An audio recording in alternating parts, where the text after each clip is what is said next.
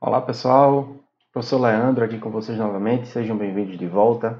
Na última aula a gente falou sobre uma introdução aos jogos digitais com conceitos básicos sobre jogos e game design, lembrando os 4 elementos de mecânica, história, tecnologia e estética, os elementos fundamentais, os pilares do game design que a gente vai tratar mais na frente. A gente, para começar a falar de jogos, a gente precisa falar um pouco de história, porque é com história que a gente aprende muito sobre como fazer jogo. É por isso que o maior exercício que um game designer pode fazer é olhar para outros jogos como inspiração. Já dizia Lavoisier lá do século XVIII, nada se cria, tudo se transforma. E é muito normal que a sua inspiração para criar um novo jogo, para criar um novo design, venha de outros jogos. Muita gente já pensou, muita gente já elaborou várias coisas e as ideias vão evoluindo. Nenhum problema a gente usar o design de outras pessoas como inspiração para criar um novo jogo. Por isso a gente tem que falar muito sobre a história, a gente tem que falar muito sobre os jogos e como eles evoluíram lá do início, passando pela década de 80, 90, 2000, 2010, até onde a gente está hoje. Muita coisa evoluiu de tal forma que a gente pode aproveitar a ideia dos outros e melhorar e criar coisas novas e inovar do mesmo jeito. Para falar sobre jogos e a história deles, eu precisaria me resumir um pouco, certo? Senão eu precisaria falar aqui 1, 2, 3 horas. Se numa aula convencional a gente conversa bastante, a gente conta algumas histórias, algumas lendas que aconteceram durante o desenvolvimento de todos os jogos. De todos não, mas de uma boa parte dos jogos. Mas aqui a gente está num tempo um pouco limitado, então vou tentar ser um pouco resumido e trazer várias referências aí para quem quiser se aprofundar no aspecto da história dos jogos. Bom, como é que eles surgiram? De onde eles vieram? O que comem? É, Os jogos eles surgiram lá na década de 50, mesmo com um poder computacional muito pequeno, muito reduzido. Na década de 50 e 60 já se construíam os primeiros protótipos de consoles de videogames que eram direcionados, focados em rodar jogos. Lá na década de 50, a gente teve a primeira tentativa de se criar um jogo, foi um jogo chamado de Tennis for Two. Tennis for Two, na verdade, era um osciloscópio que rodava num laboratório de pesquisa militar nos Estados Unidos e poderia simular uma bola de tênis que ia para um lado e voltava, ia e voltava. Mas não havia placar, não havia oponente, não havia objetivo. Então isso aqui estava muito mais próximo de um brinquedo do que de um jogo, efetivamente. Lá no início da década de 60, já se pensou também de um grupo de estudantes do MIT usaram um DEC PDP-1, que era um computador bem rústico na época. Lembrem-se que na época você não tinha grandes tecnologias de saída de informação, então toda a saída de informação, muita dela era impressa, e você não conseguia utilizar o tubo de imagem de uma televisão para dar saída de um jogo. Então, os primeiros consoles de videogames começaram a tirar proveito de televisões para serem os seus monitores, começaram a fazer um certo sucesso. Isso também não era considerado muito jogo, mas já era um brinquedo rústico aí. Durante a década de 60 você não consegue ver muita evolução, principalmente porque ainda se construíam protótipos de consoles. Não se tinha ideia de você construir um sistema operacional e nesse sistema operacional você executar um determinado programa em cima dele. Então era bem rústico você executar um jogo. Você teria que construir um sistema operacional que já fosse um jogo, que já controlasse tudo dentro de uma máquina, memória, armazenamento e daí para frente. Se a gente for contar, a década de 60 não tem muitas evoluções, mas logo no início da década de 70 criou-se o primeiro console comercial. Obviamente esse console comercial tinha uma jogabilidade limitadíssima. Era o Magnavox Odyssey. Ralph Baer, que foi o seu primeiro criador, já tinha vários protótipos do final da década de 60. Se vocês pesquisarem sobre Magnavox Odyssey, vocês vão ver que lá em 67, 68, 69 tinham vários protótipos tentando ser implementados, mas nenhum deles virou um protótipo comercial. A jogabilidade é tão limitada que se você observar esses acessórios que vinham com o console, na verdade faziam parte dos jogos. Não havia um cartucho. Você carregava, na verdade, instruções de como o jogo deveria se comportar e colava, literalmente colava no monitor, na televisão, na sua televisão, um conjunto de papéis do tipo celofane, semi-transparente, que você utilizava para jogar. No final das contas, você só controlava 2 quadrados brancos na tela. Dê uma olhada nesse videozinho, que eu deixo aqui como referência, se você quiser ver como o Magnavox Odyssey funcionava. Mas esse cara foi o primeiro console comercial e vendeu até 200 mil unidades nos Estados Unidos. O detalhe é que era muito difícil construir uma máquina específica para jogos. Então o que é que acontecia? A década de 70 foi a década dos arcades. Era a década que você criava uma máquina específica para rodar um jogo. Era uma máquina inteira dedicada para isso. A exemplo do Pong, nascido também em 1972 e criado por esse cara, nada mais, nada menos que Nolan Bushnell, que viria a ser o fundador da Atari daí para frente. Em 1974, continuou a surgir um conjunto de arcades, no caso o Tank, era um arcade bem interessante que simulava os jogos de tanque de guerra e ele foi o primeiro cara a utilizar dados gráficos armazenados. Até então, os dados gráficos não eram armazenados, eles eram gerados. Você tinha primitivas gráficas, quadrados, círculos, retângulos, e essas primitivas gráficas eram executadas, não eram armazenadas em nenhum lugar. Esse foi o primeiro cara a utilizar uma memória específica para armazenar gráficos de melhor qualidade. Detalhe é que a história dos jogos ela se mistura com a história da computação, de uma forma geral. A história da computação ela vem evoluindo junto com os consoles de videogame. Então essa aula, na verdade, não é uma história sobre os consoles, mas uma história de uma forma geral interligada da história da computação junto com a história dos videogames. O que aconteceu na década de 70 foi algo bem interessante também. O primeiro computador pessoal começou a ser desenvolvido. A Apple e a Microsoft surgiram justamente na década de 70 e começaram a evoluir um conjunto de coisas. Um conjunto de computadores, um conjunto de periféricos, e daí para frente. Ainda na década de 70, em 1975, Pong foi reduzido a um mini console que você conseguia comprar e instalar na sua televisão. O detalhe era um jogo. Você comprava um console para rodar um único jogo. Não existia um conceito mais simples que a gente conhece como de cartuchos ou de mídia. Hoje a gente troca mídia, mas nessa época não existia isso. Esse cara rendeu uma boa reputação para a Atari, era um jogo de um ping-pong, né? Que você tem uma bolinha e tenta passar a bolinha do lado adversário. E nesse mesmo ano, 1975, houve a fundação da Microsoft e a criação do primeiro computador pessoal, o IBM 5100, e a Apple lançou o computador Apple II em 1976. Grande sacada, em 1976 foi um ano que passa muito despercebido nas histórias de videogame que vocês leem em qualquer lugar, que foi o lançamento de um console bem pouco popular para a época, chamado de Fairchild Channel F, o F de fun, diversão. Esse é o primeiro sistema de cartuchos que foi desenvolvido. Esse videozinho tem bem detalhes de como esse negócio funciona. Apesar de ter muito pouca jogabilidade, esse cara tinha um conceito mais simples de todos, que era um console para executar e um conjunto de cartuchos que você comprava. Por acaso, os cartuchos desse console eram numerados, 1, 2, 3, 4, 5, 6. Você comprava a numeração, que só tinha um fabricante, e você saía comprando a numeração de acordo com que eles fossem sendo lançados. Eu tenho o cartucho número 7, você tem o cartucho número 10. E eles podiam ser intercambiados entre as pessoas, por exemplo. Esse cara não fez muito sucesso, mas trouxe uma grande inovação, que foi o sistema de cartuchos. Daí para frente, quem realmente se instalou no mercado foi o Atari 2600. Em 1977, a Atari entra no mercado disputando diretamente com os arcades. Os arcades, lembrem, era uma máquina para rodar um único jogo. Você chegava no lugar e a grande intenção era você passar a maior parte do tempo lá gastando dinheiro.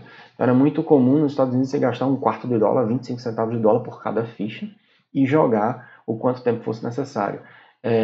Começou a se desenvolver uma galera que jogava demais, ou seja, passava muito tempo. Eles começaram a desenvolver placas de expansão para o jogo, para que o jogo ficasse mais difícil e cada vez mais gerasse dinheiro, no final das contas. Com o lançamento do Atari 2600, o que foi que aconteceu? Muitos jogos de arcade começaram a ser portados, começaram a ser desenvolvidos para o Atari, porque as pessoas compravam um console, iam para casa, compravam um jogo e jogavam. E no final das contas acabou minguando o mercado de arcades com o lançamento de um console comercial relativamente barato para a época. Mesmo assim, os arcades continuaram a se desenvolver. Então, em 79, 80, 81, grandes arcades foram lançados e depois portados para plataformas como o Atari 2600. Mas em 79, o Asteroids foi lançado. Em 1980, o Pac-Man. Em 1981, Donkey Kong. Lançado pela Nintendo, mas vejam, Donkey Kong foi lançado no arcade antes de um console da Nintendo ser lançado. Detalhe, Donkey Kong é a primeira vez que Super Mario aparece como uma figura que você joga, que você usa como personagem para enfrentar um determinado inimigo. Na década de 80 houve um grande problema com os videogames. Por quê? A Atari começou a lançar muitos jogos, muitos títulos, muitas fitas, e eles acabaram caprichando na quantidade e não na qualidade. Então os jogos começaram a ficar repetitivos, chatos, basicamente sem nenhuma inovação.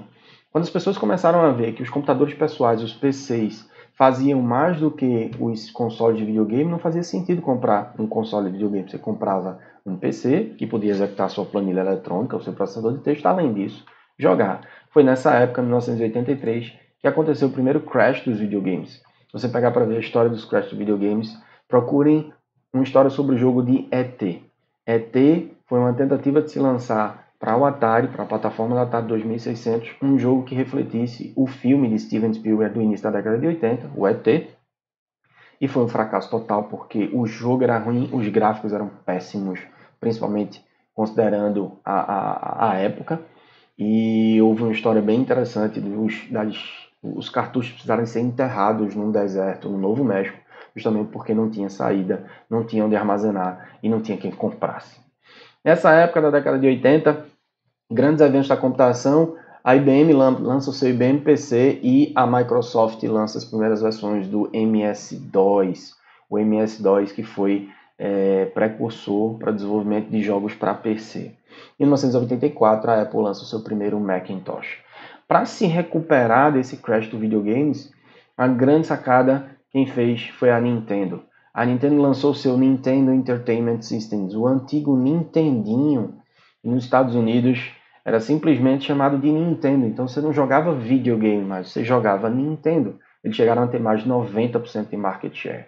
Tiveram mais de 19 milhões de unidades vendidas nos Estados Unidos e tinham uns packs de expansão que traziam já uma pistolinha. Ou seja, você já conseguia, lá na década de 80, mirar no monitor e atirar para caçar patos, por exemplo, atirar em alguma coisa que tivesse na tela. Lá para o final da década de 90, alguém começou a se reinventar também, uma empresa chamada Sega, também japonesa, que lançou o seu console agora de 16 bits. Esse console era bem mais poderoso que o console da Nintendo de 8 bits. A Nintendo estava focada em construir o seu game portátil, o seu Game Boy, que também funcionava com cartuchos, tá vendo? Esse cara funcionou muito bem, mas o Nintendo já não estava conseguindo mais bater a Sega com seu Genesis, ou popularmente conhecido no Brasil como Mega Drive. Na mesma época, eventos da computação, o 486 foi lançado. Em 1990, o Windows 3.0 foi lançado. Isso também permitia o lançamento de jogos na plataforma PC, o que aumentava ainda mais o leque de possibilidades para a execução de jogos. O detalhe, no início da década de 90, foi marcado pela grande disputa entre a plataforma da Nintendo e a plataforma da Sega. Logo depois, em 1991, a Nintendo lançou o seu Super Nintendo Entertainment System, o SNES, o SNES, tão conhecido, o Super Nintendo.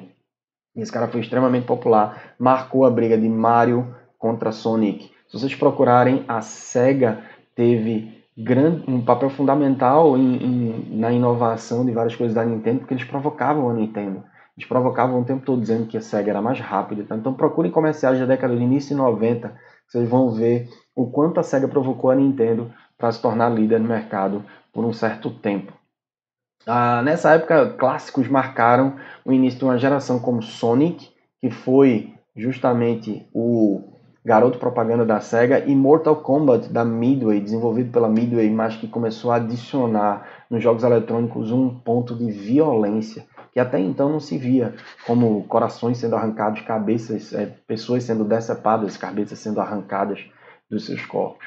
Nessa época também houve uma renovação dos arcades, principalmente por causa da forma de input do usuário, ou seja, no arcade você conseguia ter uma direção para manipular um carro de corrida, você conseguia ter um joystick muito mais palpável do que um joystick que você comprava e levava para casa. Nessa época, por exemplo, a renovação dos arcades criou jogos como Street Fighter 2. Essa é a especificação técnica, quem quiser dar uma olhada em detalhes, dá um pause no vídeo. Essa especificação técnica do Super Nintendo em 1991, vejam um pequeno detalhe, os cartuchos tinham 4 MB. o máximo que um jogo poderia ter era 4 MB, com pequenas exceções, raras exceções de um jogo que tinha 6 MB. 6 MB era suficiente para você fazer, ou 4 na verdade, era suficiente para você fazer um jogo como Street Fighter 2, que até hoje ainda desperta campeonatos ao redor do mundo, certo? Lá no início da década de 90, na verdade metade da década de 90, houve um avanço considerável na computação, com computadores pessoais e a evolução da Microsoft com a criação do Windows 95 e do Pentium, o processador da Intel, que popularizou os computadores pessoais. Então havia uma plataforma muito mais interessante agora para lançamento de jogos. E o detalhe, com a possibilidade de interface de teclado e mouse. Teclado e mouse é uma interface muito mais completa, digamos assim, do que um joystick com 4 ou 6 botões. Então, com teclado e mouse dava para fazer muito mais comandos. E aí, criou-se uma quantidade de jogos bem grande para essas plataformas. Como é o caso dos clássicos de 92, 94, Wolfenstein 3D e Doom. Também adicionaram certa violência aos jogos, criados por John Romero e John Carmack. Uma história bem interessante, mas não dá pra gente contar nesse vídeo, é bem grande para contar. O Quake de 1996 e Tomb Raider, que foi lançado como multiplataforma, um dos primeiros jogos a considerar aventura com puzzle num jogo só, bem inovador para a época. Para essa grande quantidade de eventos, a minha principal referência agora que eu vou trazer para vocês é uma série do Netflix chamada The Godlike, o GDLK, um acrônimo para Godlike, High Score. E esse canalzinho do YouTube tem vários gameplays muito antigos, de Odyssey, do Channel F, de vários consoles antigos, bem interessante para quem quiser dar uma olhada. Lá pela década de 90, metade da década de 90 para frente, houve o surgimento de uma grande mídia, de outra empresa japonesa agora, que foi a adoção do CD pela Sony, e a Sony lançou o PlayStation. O PlayStation foi um sucesso total desde o início, com mais de 100 milhões de unidades vendidas. À época, a Sega ainda tentou entrar na disputa, mas ela criou um hardware bem complexo do Sega Saturno, e teve somente 8 milhões de cópias de unidades vendidas, apesar de ter jogos muito bons desenvolvidos por Sega Saturno, mas ficou muito atrás, tanto da Sony quanto da Nintendo, na época com o Nintendo 64. Já se entrava nos consoles de 32 ou 64 bits. Lá para o final da década de 90, vários outros consoles começaram a ser lançados, como é o caso do PlayStation 2, o primeiro a usar DVD, e aí alavancou consideravelmente a Sony. O Xbox, que foi a primeira iniciativa da Microsoft para criar um console. O GameCube, com um disco específico, esse disquinho que a Nintendo usava era um disco proprietário, não era DVD, não era CD, era um disco proprietário, e talvez isso tenha sido um tiro no pé da própria Nintendo, mas o GameCube ainda teve uma determinada quantidade de vendas, e o último console da Sega, que foi o Dreamcast, e esse cara foi um fracasso total, vendeu menos de 1 milhão de unidades ao redor do mundo. De 2005 para cá, as inovações continuaram a existir, principalmente em relação às interfaces tangíveis. O Sony lança PlayStation 3 em 2006, Nintendo Wii em 2006 e o Xbox 360 como uma nova iniciativa da Microsoft para entrar no mercado de jogos de vez.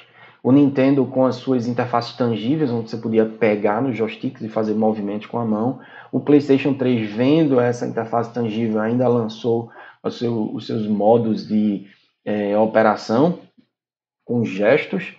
E o Xbox 360 também, com o Kinetic. Da década de 2010 para frente, a gente tem basicamente as últimas gerações de videogames que estão sendo vendidas. Em 2012, a Nintendo lançou o Wii U, que não teve muito sucesso, e foi substituído foi melhorado para o Nintendo Switch. O Nintendo Switch foi bem interessante e hoje continua vendendo muito bem. Em 2013, foi lançado o PlayStation 4, em 2013 também lançado o Xbox One. Então a gente vê que a gente está num limite aí de 2012 para cá, a gente está há mais de 8 anos com alguns consoles um pouco mais antigos, à exceção da Nintendo, mas a gente está num momento de mudança, muito provavelmente no final de 2020 agora, a gente vai ter alguns novos consoles.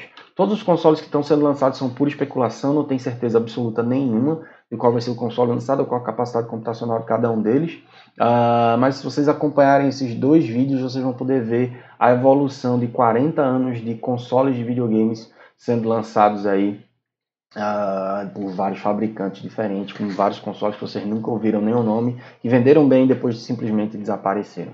Em resumo, se eu fosse falar da evolução dos jogos, no início a gente tinha um ambiente totalmente ladrilhado, nenhuma narrativa, não tinha história, simplesmente não tinha história. A gente recebia um jogo e começava a jogar e não tinha nenhum tipo de manual ou nada, simplesmente entrava no jogo. Tinham poucos inimigos, poucos NPCs, os non-player characters. A habilidade era muito manual, então normalmente os jogos eram de 1 ou 2 botões e a habilidade manual era muito forte. O jogo era praticamente todo individual, não tinha muito multiplayer. A sua jogabilidade durava alguns minutos, no máximo algumas horas, e se resumia a joystick, mouse e teclado.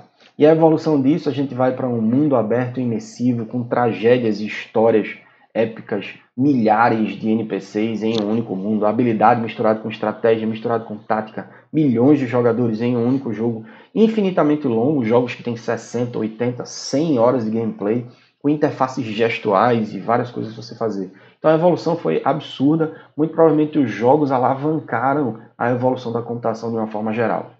Uma pergunta que eu deixo final para vocês é: será que os adventos dos jogos móveis ou os do tipo Battle Arena, os MOBAs, seriam os exterminadores dos consoles tradicionais? Será que a gente vai ter ainda uma nova geração de consoles? Ou será que a gente vai virar um mercado de nicho, como um console que você compra para de vez em quando jogar, mas não vai ter mais milhões de vendas ao redor do mundo?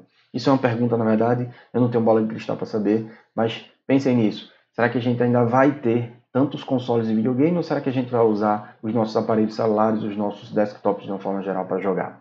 Foi isso que eu tenho para falar para vocês de uma breve história, de que eu tentei resumir ao máximo uma história envolvendo os consoles de videogames. É bem complexo eu falar de tantos detalhes, eu teria muita coisa para falar em relação à história do Doom, John Carmack, John Romero, a problemas de Super Nintendo, com a briga de Super Nintendo com a Sega, o lançamento do PlayStation 3, a luta contra a pirataria na década de 2000 e daí para frente.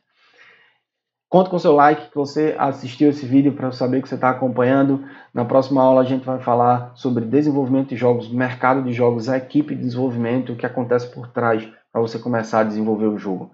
Obrigado pela atenção de vocês e até mais.